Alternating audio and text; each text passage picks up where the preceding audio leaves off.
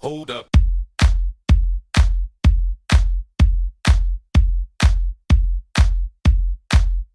Hold up. Hey guys, okay, well it's finally happened. I've updated my projector, so now I'll be able to run, I'm running HDMI and all this sort of thing to a projector, so everything's running in HDMI now. I'll give you a look at the projector in a sec, but just show you this. This was the one that I was using. It's the Hitachi, and I've had this thing for about, oh geez, I don't know, maybe about 6-7 years now. It's done a fantastic job. In the time that I've had it. It's blown a globe only once. It wasn't too bad. To replace the globe only cost me about $300, but that was after hunting around a hell of a lot to find where they would sell it at a reasonable price that wasn't $600 or $700 for a globe. But I'm going to hold on to this. There's absolutely nothing wrong with it, even though it's just an analog projector.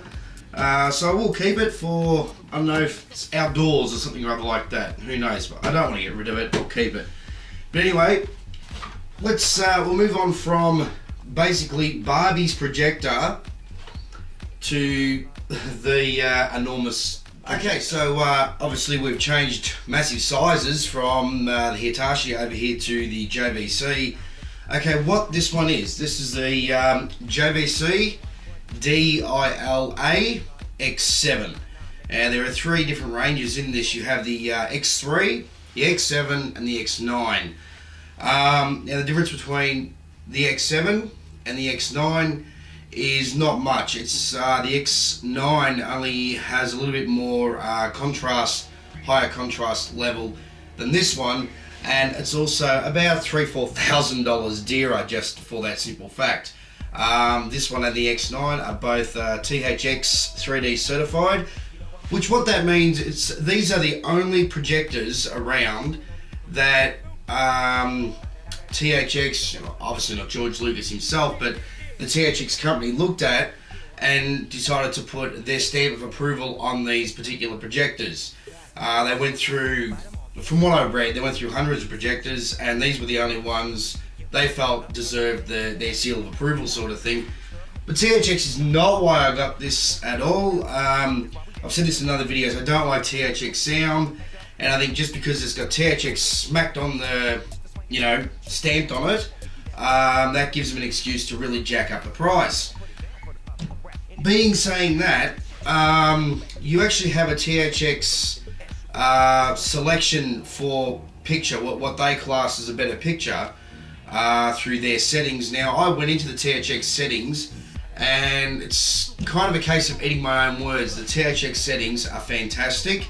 I just love the way they've set it for the contrast, the brightness, all that sort of thing. Just the THX setting is fantastic out of the machine.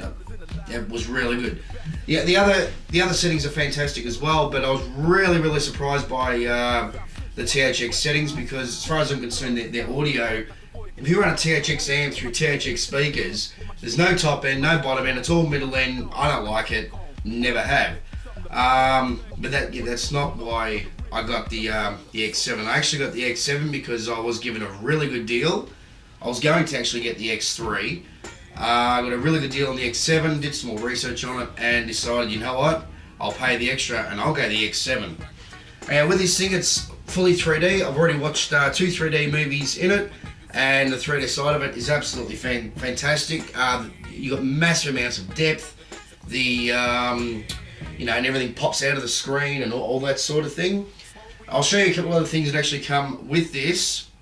Now with JVC, I am not a spokesperson for JVC, but I've always loved JVC, and this goes back 20 or so years ago, 25 years ago. Geez, I sound old, but about 25 years ago when I got my very first VHS. And I'll bring you in for a bit of a closer look at this, and we'll have a closer look at the projector. What I'll do with the projector, I'll turn it on and show you what the lens does. It really is pointless showing you the picture and the 3D side of things, because you're not going to be able to really tell the difference, you know, looking at it through YouTube anyway. But this machine here, when this came out, this was the very first full-on, you know, hi-fi stereo video recorder.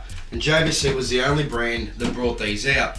Now I was only a kid when this came out, but I still knew what I wanted. I still wanted hi-fi stereo because I was going through a stereo and all that. And JVC was the only model at that point that actually had these out. Now this, from memory, this was about $1,700 way back then. It was a really high-end machine, but it didn't matter because Mummy and Daddy bought it for me anyway.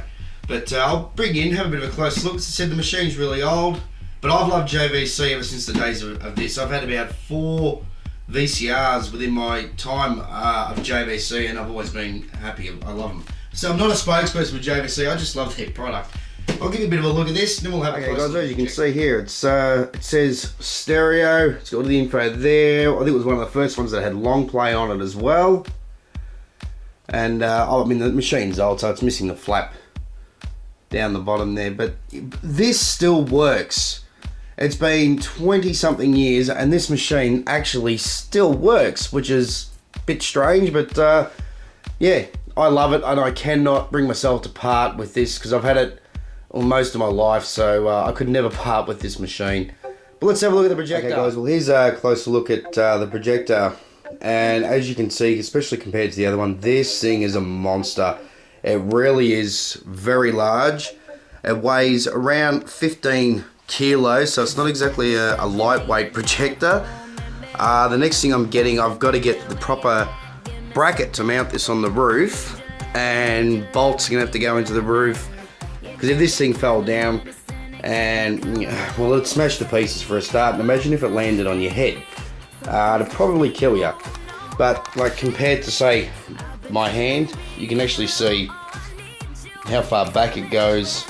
It is rather a large projector. The lens is huge compared to the other one. It's a giant lens. It's also a short throw projector, which means you can have it reasonably close and open up the lens very large. In the lounge room, I've had it up to 4 meters, and it can go much further than that. I'm not even sure how far this will throw. And there is no loss of picture. I had it up to 4 meters, and that's huge for a screen. And yeah, it didn't lack in any way picture. I'll flip it around and we'll have a look at the back. Okay guys, well here we go. This is the back of it. We're coming for a little bit of a closer look for all your inputs and that. We've got 2 HDMI ins, Ethernet connection, your components, and you know, VGA lead. You got a thing here it's a trigger input. Now that's for when you wire up a screen and you connect this to the screen, and when you fire the projector up, the screen, like a motorized screen, will drop down. There's just your buttons there. I'll show you the remote in a minute. So there's just the buttons in case you happen to lose your remote. So it's also got a 3D sync. I'll show you what that is as well, and we'll also have a look at it. Well, this is the 3D sync. All it is, something pretty small like that. Now the way this operates is basically it sits however you mount it, upside down, or you have it sitting down. It's mounted on top of the projector. It sticks there, right? So it won't go anywhere. And the way this operates, when a 3D image hits the screen, it activates this, which then activates your 3D glasses. Level over here, they come in just a protective casing like that. I'll just take it out. Pretty much that's it. There are the glasses there. These run by batteries, so they're not running all the time. The way it works is when a 3D image is projected on the screen, this activates, which then activates the glasses, and you can actually see through the glasses when they get activated. It's sort of, if you're looking hard enough, you'll actually see like a bit of like a black flash. It's hard to explain, but you'll actually see a flash sort of go past the glasses, and that means the glasses are activated and they're turned on. Now if you walk away from the room or anything and you have these on, everything will get brighter. That means the glasses are turned off. You walk back into your theatre room or whatever, and the glasses will go darker. That's, I'm assuming, like, sort of like the flash. Okay guys, so we'll have a bit of a look at the remote. Here it is here. And if you can see, I don't know if the camera's really picking it up, but you've got your THX settings, and what have we got? There's natural, stage, cinema, and what that does, when you select one of those, the projector will make kind of a loud click sound. Where the first time I heard it, I thought, well, what's going on here? You know, it was a bit of a snap click sound. And I read about it, perfectly normal. What that is, it's adjusting the lens in the projector to change to cinema or stage or 3D or THX setting. The screen will go blank, then it'll come back in. But every time you change it, if you do happen to get a projector like this and you hear a loud click sound, there's nothing to worry about, it's fine. And the rest is just HDMI inputs, aspect ratio. You can also bring up, it's also got a light button. If this will work, it'll light up the remote. There we go. All lights up like that. And if you go into the menu, you can actually, from the remote, control your focusing. So there's no changing of the jog wheel here for focus. It also brings up, you know, to make the picture bigger, smaller. It doesn't matter where the projector's sitting, you can actually move the lens across or up and down. So it does all that. If you're not too far off an edge, you know, off to the side of where the screen is, where you may be placing your projector, basically you're fine. You can still move it up, bring it up, down, and you can have keystone adjustment and all that sort of thing. Coming for a bit of a close look, I'll show you the lens cover, how when you power it up, it automatically opens all by itself. If anything ever goes wrong, there is a button on the front which will manually open up the lens. Because I was a bit concerned about that. I thought, well, what if something goes wrong and I can't close it or open it? You can manually do it. But that's only if something goes wrong. Let's have a look at the lens. Okay guys, got the remote here. I'll flip her on, check the lens opening. Just another thing guys, just have another look at how quite large the lens is. It is big compared to my other one. It's big, it's a long throw. This really is worth the money. Problem is it does recommend retail between $8,500 to $10,000. I did get it a bit cheaper than that. I just got lucky.